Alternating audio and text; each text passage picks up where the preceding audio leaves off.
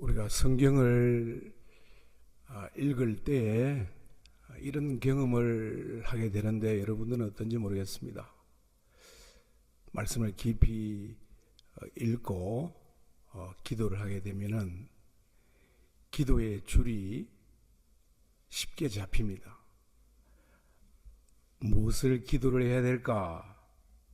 그런 고민 없이 하나님께서 인도해 가시는 그런 경험들을 하게 되는데 아마 여러분들도 마찬가지겠죠. 왜 그런가? 성경이 성령의 감동으로 기록되었기 때문에 그렇지 않을까? 물론 음성을 듣는다고 하는 그런 것은 아니지만은 말씀을 그렇게 깊이 묵상할 때 또 마음이 뜨거워지기도 하고 또 기도에 맥이 잡힌다는 그런 것을 경험하게 되어집니다. 영국의 역사학자 중에 E.H. 카르라고 하는 사람이 있습니다. 2차 세계대전 때 종군 기자로도 일을 한, 그 다음에 옥스퍼드 대학에서 교편을 잡기도 한 분이었는데 그분이 쓴 유명한 책이 역사란 무엇인가? What is history? 거기에서 그 사람은 이렇게 말을 했습니다. 역사란 현재와 과거의 끊임없는 대화다. History is an unending dialogue between the present and the past. 그래서 오늘 이 새벽에 끊임없이 우리에게 말씀하시는 하나님의 말씀에 귀를 기울이시고 또 우리 하나님의 말씀에 응답하여서 대강절 절기를 의미 있고 행복하게 보내시는 저와 여러분이 되시기를 예수님의 이름으로 축복합니다.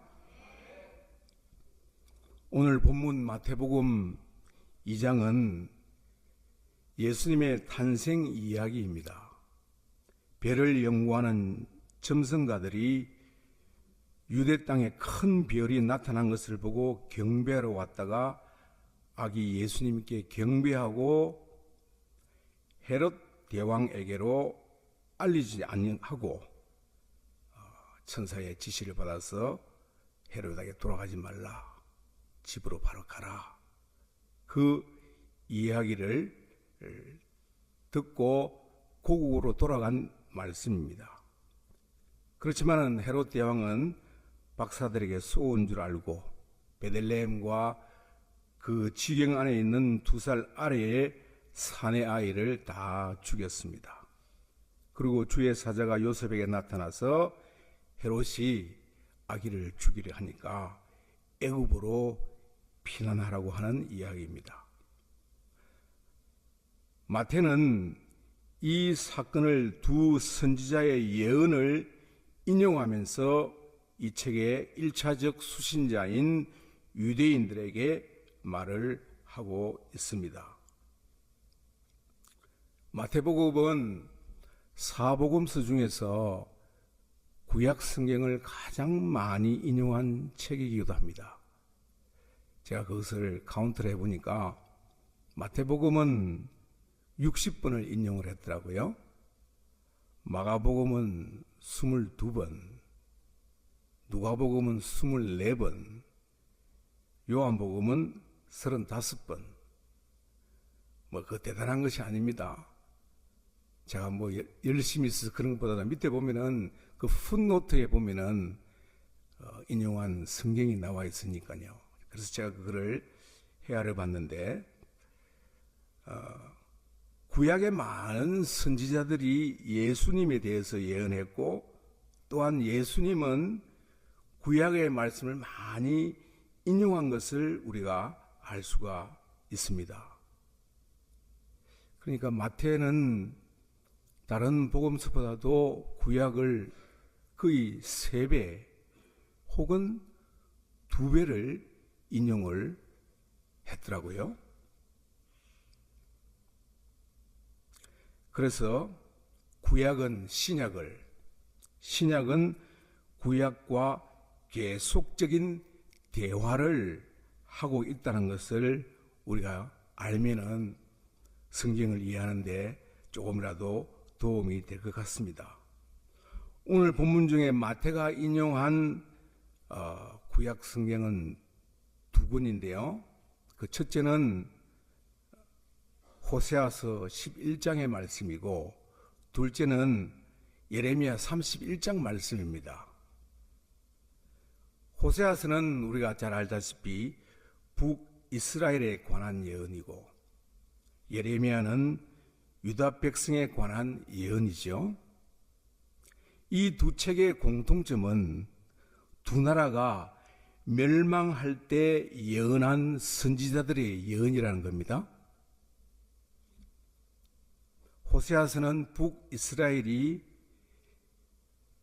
BC 722년에 아수르 왕 샬마네셀에게 망할 때의 일을 기록했고 또 예레미야는 남유다가 바벨론 왕 느부갓네살에게 BC 586년에 망한 그때에 예언한 선지자입니다.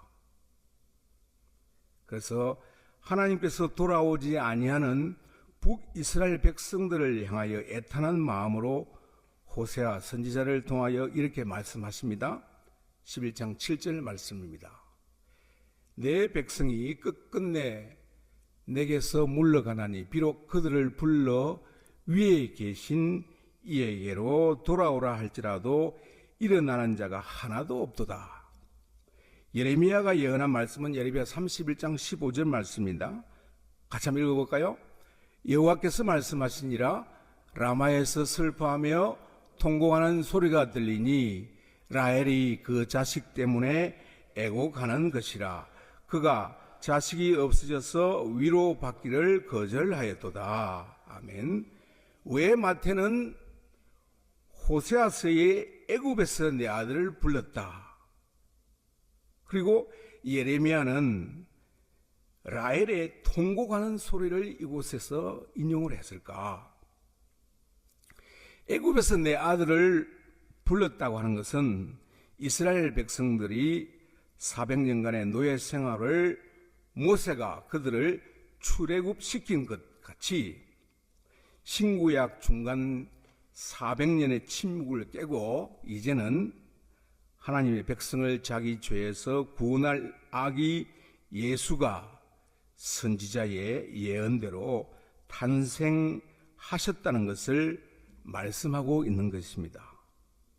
그리고 예레미야는 왜 라헬의 이야기를 예루살렘의 아기들이 살해당한 사건과 연결해서 인용을 했을까?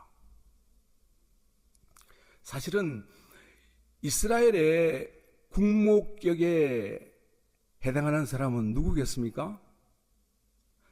아무래도 사라가 아니겠어요?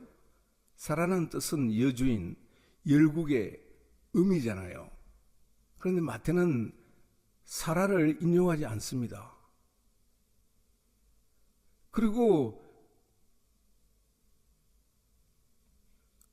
이삭의 아내 리브가도 있습니다.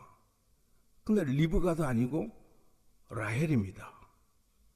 왜 이곳에 야곱의 아내 라헬을 이 예레미야는 인용했을까요?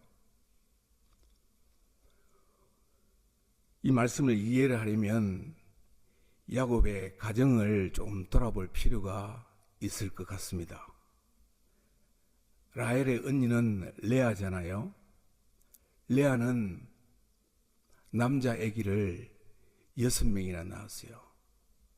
르우벤, 시몬, 레위, 유다, 다, 이사갈, 스불론, 그리고 딸 디나까지 낳았습니다. 그러니까 라헬이 시기해가지고 자기는 아기를 못 놓으니까 자기 여종 빌하를 보냅니다. 넣습니다. 빌하가 아기를 낳으면은 내가 그 아이들을 내 무릎에 앉히리라. 그래서 단하고 납달리도 낳고요. 그러니까 또 레아가 이제 아기를 못 낳으니까 또 자기 동생하고 시기를 해서 자기 여종 실바를 또 넣습니다. 실바를 넣어가지고 두 아들을 또 놓죠. 그 다음에 또 레아가 합한채라고 하는 그 채식을 먹으면서 낳은 아기 이스갈 스불론을 낳았습니다. 그러니까 지금 언니도 자기 몸정도, 언니의 몸정도 아기를 쑥쑥쑥쑥 놓는데 자기는 아기를 못 놓는단 말이죠. 그러니까 이 라헬이 자기 남편한테 투정을 부립니다. 왜 나는 아기를 못 낳느냐고. 나를 아기를 놓게 해라. 안 그러면 나 죽어버리겠다고. 그렇게 하니까 야곱이 뭐라 그랬어요? 아니, 내가 하나님이냐고. 아기를 놓게 하고 못 놓게 하는 거는 하나님이 하시는 거지 내가 무슨 능력이 있느냐고. 오히려 야곱이 더 역정을 내는 것입니다. 하나님께서 이런 라헬의 아픔을 아시고 그의 태를 여셔서 낳은 아기가 요셉입니다. 요셉의 뜻이 더해 주세요. 아기 더 주라고 그 이름을 요셉으로 지었어요. 그러자 자기가 진짜 사랑하는 야곱의 사랑하는 아내 라헬이 아기를 놓자 삼촌 집에서 20년 머슴살이를 청산을 하고 이제 자기 아버지가 사는 땅으로 돌아오게 됩니다. 그러다가 아버지가 지금 사는 땅이 브엘사바인데 밧단 아람에서 브엘사바로 돌아오는 길에 라헬이 아기를 놓다가 죽어버렸어요. 상고를 너무 많이 했어. 그리고 야곱이 자기 사랑하는 아내 라헬을 어디에 장사를 했는가 하니까 에브라시라고 하는 땅, 다른 말로 하면 에브라스는 곧 베들레헴이라 거기다가 장사하고 아버지 집으로 왔습니다. 나중에 요셉을 아버지 야곱이 만나고 두 아들 므낫세와 에브라임을 축복하면서 이 야곱이 뜬금없이 자기 아들 요셉을 축복을 하면서 누구 이야기를 하는가 하니까 요셉의 어머니 라헬, 그러니까 자기의 사랑하는 아내 라헬을 이야기합니다.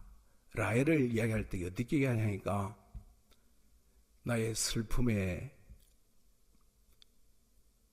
아내 라헬. NIV 성경에서는 보니까 영어로는 My sorrow to my sorrow Rachel, 슬픔의 아내다고 그렇게 이야기를 하더라고요. 그러니까 이 라헬은 슬픔의 여자예요. 아기를 많이 놓고 싶은데 아기를 다른 사람보다 잘 못 놓으니까. 그러니까 둘째 아기를 놓을 때에 그 아들 이름을 슬픔의 아들이라고 지었을까요? 이름은 본래 베냐민이 아니고 베논입니다. 슬픔의 아들이다. 자기 엄마 라헬이 지은 이름이에요. 그런데 야곱이 아니야, 오른손의 아들이야, 베냐민으로 이름을 바꿨죠. 그런데 이 예레미야가 라마에서 라헬의 통곡하는 소리가 들린다. 이 말은 무슨 뜻인가 하니까 라마나 에브라시나 베들레헴은 똑같은 이름이라 보시면 됩니다. 베들레헴.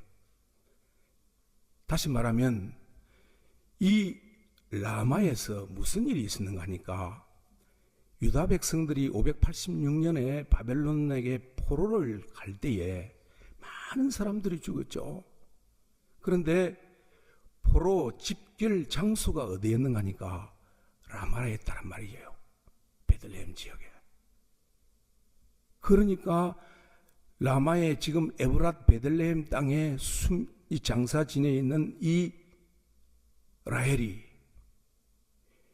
유다의 많은 엄마 아빠 아들 딸들 어린아이들이 죽고 포로되어 가는 것을 볼 때에 이 아기를 많이 놓지 못해서 슬픔에 고통당하다가 슬픔에 잠겨서 죽은 이 라헬이 무덤에서 통곡한다는 거예요. 마찬가지로 지금 예수님이 태어났을 때에 이 헤롯 대왕이 2살 아래의 아들을 베들레헴 지역 근처에 있는 사람을 다 죽였잖아요. 그러니까 이 예레미야가 라헬의 슬픔의 그 31장의 말씀을 인용을 하면서 라마에서 슬퍼하는 라헬의 통곡 소리가 나오긴 나오는데 이거 예언이 여기서 성취되었다는 것을 말씀을 합니다. 여러분, 라헬이 묻힌 장소가 어디에 있었어요? 에브랏 곧 베들레헴이라 그랬어요. 여러분, 베들레헴은 어떤 지역이죠? 예수님이 태어난 곳이에요. 다시 말하면 라헬아, 슬퍼하지 말아라. 너를 위로할 자 예수 그리스도가 나서 내 위로해 줄게. 제가 좀 억지 부르는 것 같아요.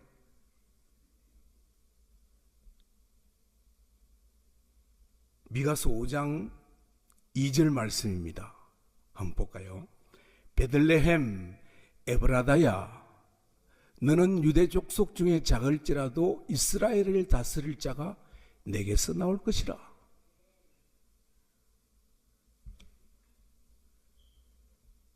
베들레헴은 어떤 곳이죠? 장차 우리의 죄와 죽음 그리고 슬픔과 고통을 해결할 구세주 예수님이 태어난 곳이 아니겠습니까? 그래서 예수님은 이 선지자들의 예언을 성취하시기 위해서 예루살렘에 탄생하신 겁니다. 라헬은 어떻게 보면 이 험한 세상을 살아가는 우리들, 질병과 죄악으로 고통하는 나 자신의 모습일 우리 성도들의 모습이기도 하고 우리의 교회의 모습이기도 하다고 저는 생각을 해보았어요. 우리 주 예수님은 죄에서 우리를 구하실 뿐 아니라 삶의 고통과 슬픔에 있는 자들을 위해서 구원하시기 위해서 오셨다고 하는 것입니다. 사랑하는 형제자매 여러분들, 대강절을 지금 우리가 지내고 있는데 어떻게 하면 대강절을 참 하나님이 기뻐하시고 또 나 자신에게도 보람있고 이웃에게도 유익하게 될 수 있는 방법이 무엇일까?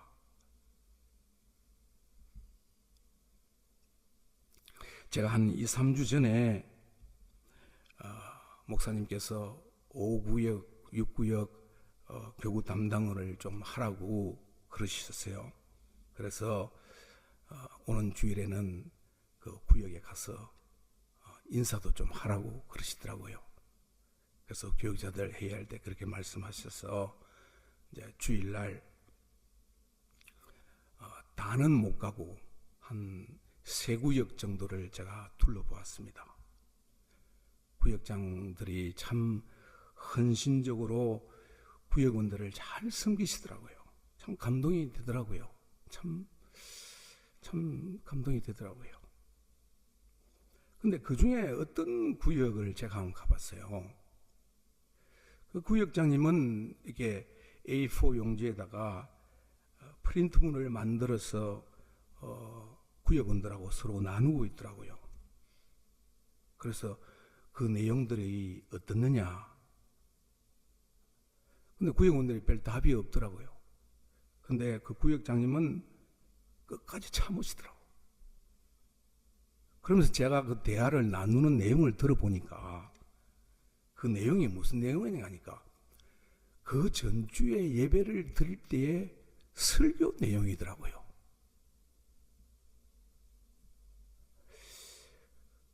그 구역은 제가 구역원들의 그 나이들을 보니까 보통 뭐 7학년, 8학년 어른들이시던데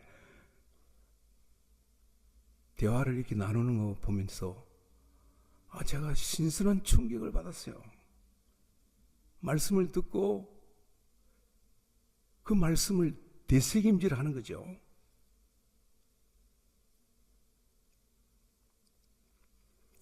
저도 이번 주에 이게 말씀을 준비하면서 이 말씀 때문에 그런 건 아니고 한 주간 계속 마음에 이렇게 남아있는 말씀이 있었어요. 그래서 길을 가면서도 또 일을 하면서도 잠자기 전에도 일어나서도 이 말씀을 계속 묵상이 됐어요. 아니 뭐 묵상도 저도 의도적으로 그렇게 했지만은 계속 마음에 남는 거예요. 말씀이 육신이 되어 우리 가운데 거하심에 우리가 그 영광을 보니 아버지의 독생자의 영광이요 은혜와 진리가 충만하더라. 이 지난주에 예배 중에 주신 말씀 중에 한 절입니다. 계속 이 말씀을 묵상하니까 마음에 참 무엇으로 채울 수 없는 충만함이 와 있는 거예요. 기쁨이 있어요. 위로가 있어요. 그거는 경험해 보지 못한 사람은 모릅니다. 그래서 자꾸 묵상하니까 이런 의문이 드는 거예요. 은혜와 진리가 충만하다고 그랬잖아요. 이 은혜와 진리가 충만하다는 뜻이 무슨 뜻일까? 그래서 제가 하나님께 물어봤어요. 아버지, 은혜와 진리가 충만하다는 뜻이 무슨 의미입니까? 좀 그거 저한테 좀 가르쳐 주세요. 좀 보여주세요. 이렇게 제가 기도를 하지 않았겠어요? 길을 걸어가다가. 그런데 마음에 바로 응답을 주시더라고요. 뭐라고 응답할게요? 너가 곧 그렇다는 거예요. 너가 곧 은혜와 진리가 충만하다는 거예요. 에? 내가요? 내가 은혜가 충만하다고? 진리가 충만하다고? 그럼 가만히 생각한 게 그래. 왜?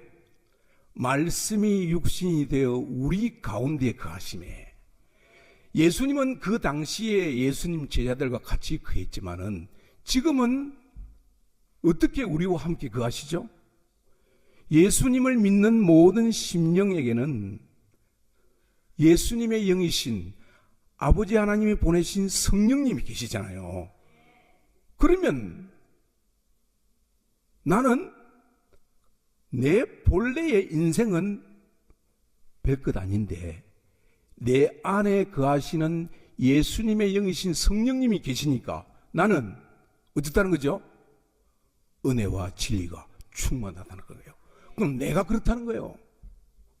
여러분, 저를 얕보지 마시기를 바랍니다.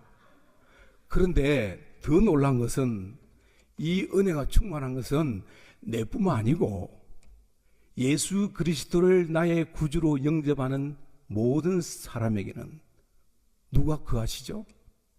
성령님이 계신다고 그랬거든요.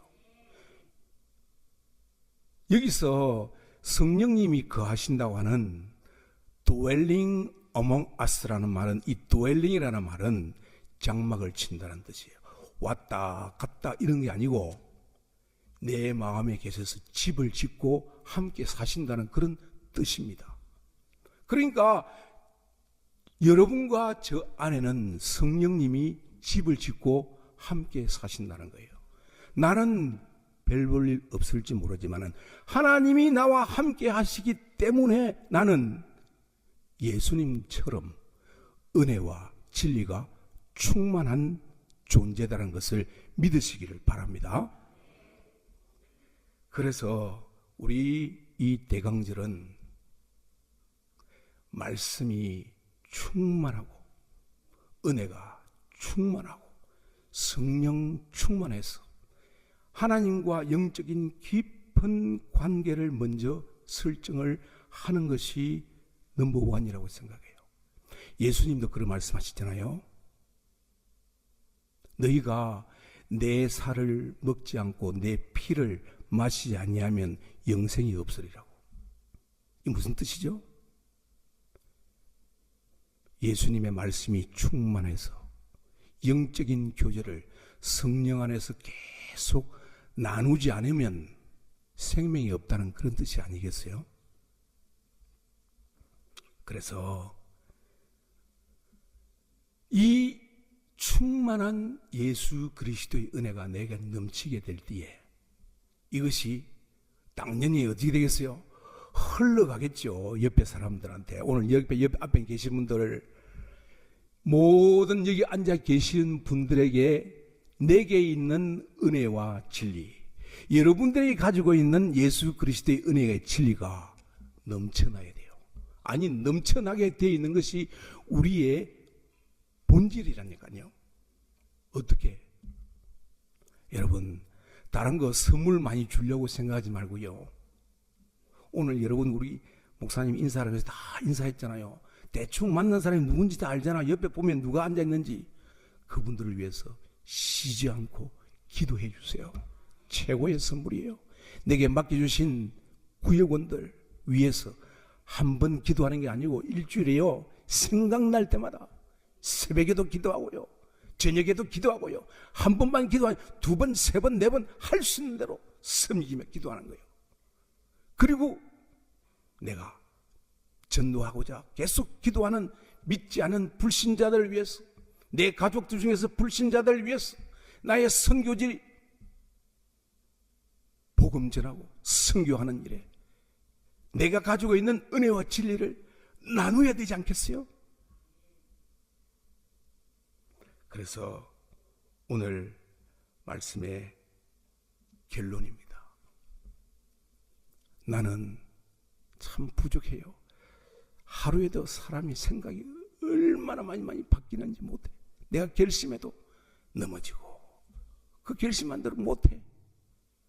그래서 여호와 하나님께서 스가랴 선지자를 통해서 어떤 게 우리에게 말씀하셨어요?